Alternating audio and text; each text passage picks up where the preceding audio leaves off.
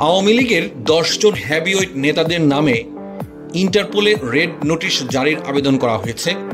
পুলিশের মহাপরিদর্শকের মাধ্যমে এই আবেদনটি পাঠানো হয়েছে বলে নিশ্চিত হওয়া গেছে। আর এই সংবাদটি জানিয়েছেন আন্তর্জাতিক অপরাধ ট্রাইব্যুনালের চিফ প্রসিকিউটর মোহাম্মদ তাজুল ইসলামের পক্ষে এই সংবাদটি নিশ্চিত করা হয়েছে।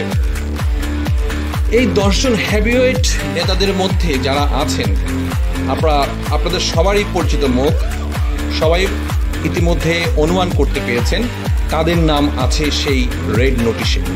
আমি বলছি সেই রেড নোটিশে আছে সাবেক সড়ক পরিবহন ও সেতুমন্ত্রী ওবায়দুল কাদের, সাবেক স্বরাষ্ট্রমন্ত্রী আসাদুজ্জামান খান কামাল, সাবেক পররাষ্ট্রমন্ত্রী হাসান মাহমুদ, AKM মোজাম্মেল হক,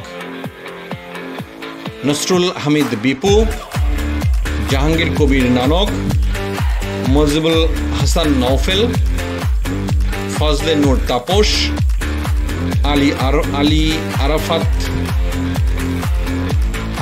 আরাফাত ও তারেক আহমেদ সিদ্দিকী। শুধু শ্রোতা, আপনারা সবাই জানেন যে গত 5ই আগস্ট প্রবল ছাত্র আন্দোলনের মুখে শেখ হাসিনা যখন পালিয়ে যায়, শেখ হাসিনা পালিয়ে যাওয়ার পরপরই এই সমস্ত হেভিওয়েট নেতারাও নিখোঁজ হয়ে যায়, অর্থাৎ তারা লোকচক্ষুর অন্তরালে চলে যায়। আশা করা যাচ্ছে এই সমস্ত ব্যক্তিরা পার্শ্ববর্তী দেশ ভারতে চলে গেছেন বলে সংশ্লিষ্ট মহল মনে করছে। তবে এই হেভিওয়েট প্রত্যেক নেতাদেরই রয়েছে ততোধিক মামলা।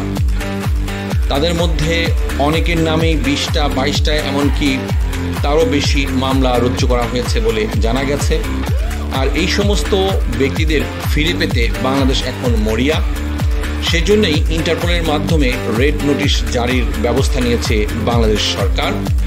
আর ইতিমধ্যে পুলিশের মহাপরিদর্শকের মাধ্যমে এ আবেদন পাঠানো হয়েছে বলে নিশ্চিত হওয়া গেছে। শুধু শ্রোতা, এই ধরনের সংবাদ আরও পেতে আমাদের চ্যানেলটি এখনই সাবস্ক্রাইব করুন এবং আমাদের অনুপ্রেরণা দিতে লাইক, কমেন্টস এবং শেয়ার করুন। ধন্যবাদ।